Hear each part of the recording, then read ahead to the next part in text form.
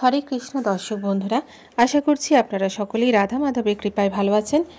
আজ আমরা শ্রীমদ্ ভগবত গীতার সপ্তম অধ্যায় বিজ্ঞান যোগের 3 এবং 4 নম্বর শ্লোকটি পাঠ করব। এর সাথে সাথে অনুবাদ এবং তাৎপর্য বিশ্লেষণ করব। আসুন তবে শুরু করা যাক। মনুষ্যানাং সহস্রেষু কশ্চিৎ যততি সিদ্ধয়ে यताम अपि सिद्धानं कश्चिन्मं वेत्ति तत्ततः। অনুবাদ: হাজার হাজার মানুষের মধ্যে কদাচিৎ কোনো একজন সিদ্ধি লাভের জন্য যত্ন করেন, আর সেই প্রকার যত্নশীল সিদ্ধদের মধ্যে কদাচিৎ কেউ আমাকে তত্ত্বগতভাবে অবগত হন। তাৎপর্য: নানা রকমের মানুষ আছে এবং হাজার হাজার মানুষের মধ্যে দু একজন হয়তো আত্মতত্ত্ব, দেহতত্ত্ব ও পরমতত্ত্ব সম্বন্ধে অবগত হওয়ার জন্য পরমার্থ সাধনের যথার্থই প্রয়াসী হন। সাধারণ অবস্থায় মানুষ পশুর মতন জীবনযাপন করে, অর্থাৎ আহার, নিদ্রা, ভয় ও মৈথুন লিপ্ত করে, এবং কদাচিৎ কেউ দিব্যজ্ঞান লাভের জন্য আগ্রহী হয়। গীতা প্রথম 6টি অধ্যায় পারমার্থিক জ্ঞান লাভে আগ্রহী ব্যক্তিদের জন্য, যারা আত্মজ্ঞান তথা পরমাত্ম জ্ঞান লাভের জন্য জ্ঞান যোগ, ধ্যান যোগ এবং জড় ও চেতনের পার্থক্য নিরূপণকারী আত্ম অনুভূতির মার্গে অবলম্বন করে। তবে কৃষ্ণ ভাবনাময় ভক্তরাই কেবল শ্রীকৃষ্ণকে জানতে পারেন। অন্যান্য অধ্যাত্মবাদীরা নির্বিশেষ ব্রহ্মজ্ঞান লাভ করতে পারেন, কারণ তা শ্রীকৃষ্ণকে উপলব্ধির চেয়েও সহজ। শ্রীকৃষ্ণ পরম পুরুষ, কিন্তু সেই সঙ্গে তিনি ব্রহ্ম এবং পরমাত্মা জ্ঞানেরও অতীত। যোগীরাও ও জ্ঞানীরা শ্রীকৃষ্ণকে উপলব্ধি করতে গিয়ে বিভ্রান্ত হয়ে যান। যদিও নির্বিশেষবাদীদের অগ্রগণ্য শ্রীপাদ শঙ্করাচার্য তার গীতার ভাষ্যে স্বীকার করেছেন যে শ্রীকৃষ্ণ পরব্রহ্ম স্বয়ং ভগবান, কিন্তু তবুও তার অনুগামীরা কৃষ্ণকে ভগবান বলে মানতে চায় না, কারণ শ্রীকৃষ্ণকে উপলব্ধি করা খুবই দুঃসাধ্য। এমনকি নির্বিশেষ ব্রহ্ম অনুভূতি লাভ করলেও তারা তাকে বুঝতে পারে না।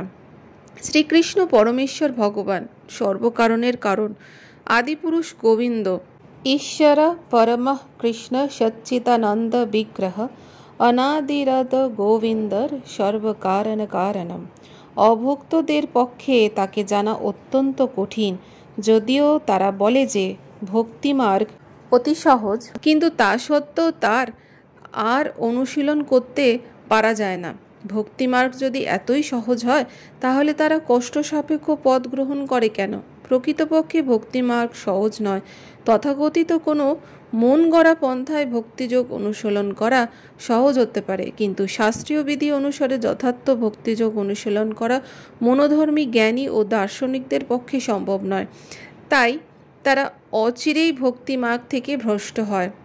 ভক্তি রসনামৃত সিন্ধু গ্রন্থে শ্রীল রূপ গোস্বামী বলেছেন যে উপনিষদ, পুরাণ, নারদ পঞ্চরাত্র আদি প্রামাণিক বৈদিক শাস্ত্রবিধি অনুগামী না হয়ে যে ভগবত ভক্তি সম্পাদিত হয়, তা কেবল সমাজে উৎপাতেরই সৃষ্টি করে। ব্রহ্মবেত্তা, নির্বিশেষবাদী অথবা পরমতত্ত্বজ্ঞ যোগীর পক্ষে কখনোই পরমেশ্বর ভগবান শ্রীকৃষ্ণের যশোদানন্দন অথবা পার্থসারথী রূপকে জানা সম্ভব নয়। এমনকি মহান দেবতারাও কখনো কখনো শ্রীকৃষ্ণের সম্বন্ধে বিভ্রান্ত হয়ে পড়েছেন। মাম তু বেদ না কশ্চন বলতে চাইছে যে কেউই আমাকে তত্ত্ব জানতে পারে না। ভগবান নিজেই সে কথা বলেছেন। আর কেউ যদি তাকে জেনে থাকে, তবে সে মহাত্মা সুদুর্লভ। এমন মহাত্মা অত্যন্ত দুর্লভ। এভাবে ভগবত ভক্তি আশ্রয় গ্রহণ না করলে মহাপণ্ডিত বা দার্শনিকেরাও শ্রীকৃষ্ণকে তত্ত্ব জানতে পারেন না। কেবলমাত্র শুদ্ধ ভক্তরা শ্রীকৃষ্ণের সর্বকারণ, কারণত্ব, সমগ্র শক্তি, শ্রী, যশ, সৌন্দর্য, জ্ঞান ও বৈরাগ্য আদি চিন্ময় গুণ সম্পন্ন কিঞ্চিত রূপে জানেন, কারণ শ্রীকৃষ্ণ তার ভক্তদের প্রতি সর্বদাই অনুগ্রহশীল। শ্রীকৃষ্ণ ব্রহ্ম উপলব্ধির পরাকাষ্ঠা, তাই ভক্তেরাই কেবল তাকে তত্ত্ব উপলব্ধি করতে পারেন। শাস্ত্রে বলা হয়েছে যে জড়স্থূল ইন্দ্রিয়ের দ্বারা কখনোই ভগবান শ্রীকৃষ্ণকে জানতে পারা যায় না। ভক্তের ভক্তিতে প্রসন্ন হয়ে ভগবান শ্রীকৃষ্ণ স্বয়ং তার কাছে নিজেকে প্রকাশিত করেন।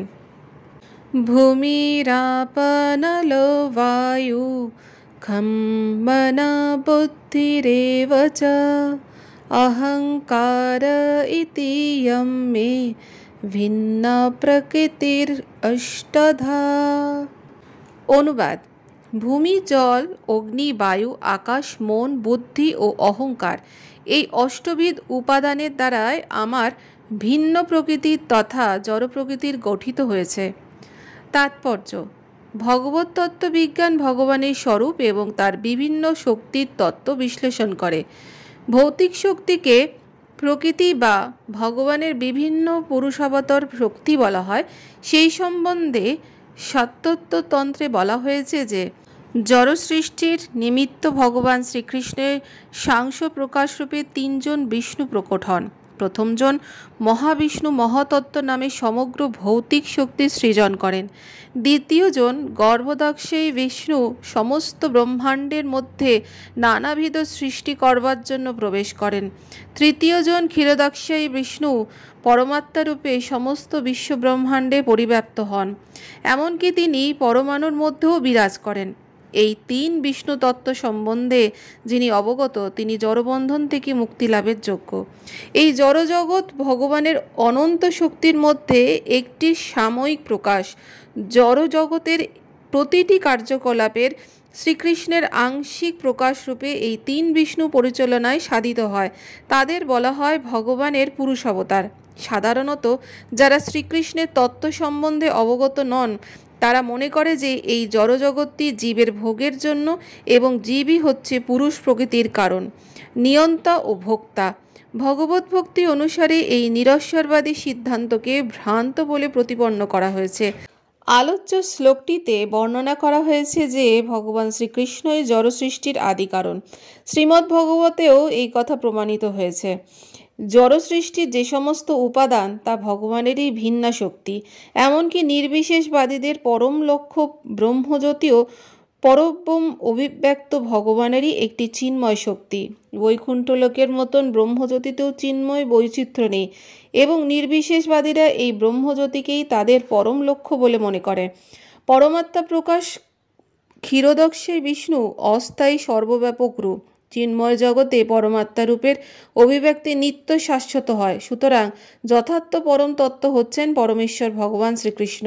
তিনিই পূর্ণ শক্তিমান পুরুষ এবং তিনি বিভিন্ন অন্তরঙ্গা ও বহিরঙ্গা শক্তি সমন্বিত।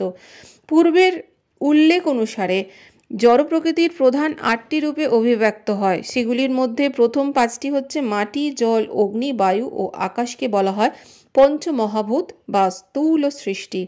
তাদের মধ্যে 5টি ইন্দ্রিয়ের বিষয় নিহিত আছে: ভৌত জগতের শব্দ, স্পর্শ, রূপ, রস ও গন্ধ। জড়বিজ্ঞানের এই 10টি তত্ত্ব ছাড়া আর কিছুই নেই। কিন্তু অন্য 3টি তত্ত্ব হচ্ছে মন, বুদ্ধি ও অহংকারকে জড়বাদীরা উপেক্ষা করে। সব কিছুরই পরম উৎস শ্রীকৃষ্ণকে না জানার ফলে মনোধর্মের বিষয়ে চর্চারত দার্শনিকদের জ্ঞানও সম্পূর্ণ নয়। আমি ও আমার এই মিথ্যা অহংকারই জড় অস্তিত্বের মূল কারণ। এর মধ্যে জড়জাগতিক কার্যকলাপের জন্য 10টি ইন্দ্রিয়ের সমাবেশ হয়।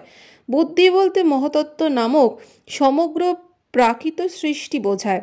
এভাবে ভগবানের ভিন্ন 8টা শক্তি থেকে জড়জগতের 24টি তত্ত্বের প্রকাশ হয়, যা নিরীশ্বর সাংখ্য দর্শনের বিষয়বস্তু। এই ভিন্ন তত্ত্ব প্রকৃতপক্ষে শ্রীকৃষ্ণেরই শক্তি থেকে উৎপন্ন হয়, কিন্তু অল্পজ্ঞ নিরস্বরবাদী সাংখ্য দার্শনিকরা শ্রীকৃষ্ণকে সর্বকারণের পরম কারণ বলে জানতে পারে না। শ্রীকৃষ্ণকে বহিরঙ্গা শক্তি সাংখ্য দর্শনের বিষয়বস্তু, যা ভগবদ্গীতাতেই বর্ণনা করা হয়েছে। তাহলে দর্শক বন্ধুরা, এই ছিল আমাদের শ্রীমদ্ ভগবদ্গীতার 7ম অধ্যায় বিজ্ঞান যোগে 3 এবং 4 নম্বর শ্লোকের তাৎপর্য।